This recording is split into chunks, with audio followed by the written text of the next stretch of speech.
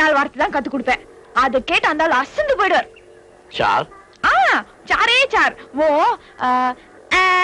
उनका मर गया मेरा तमिल सुन के मर गया मर गया இப்போ tomorrow he come அதுக்கு இப்போ आएगा आएगा hotel வாடா டே மடையா वाड़ा दे मोड़िया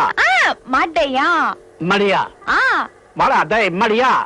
இப்போ ரெண்டாவது வார்த்தை செகண்ட் அது வந்து he come you want to say sit down sit down बैठिए அதுக்கு வந்து உட்காருடா சோம்பேறி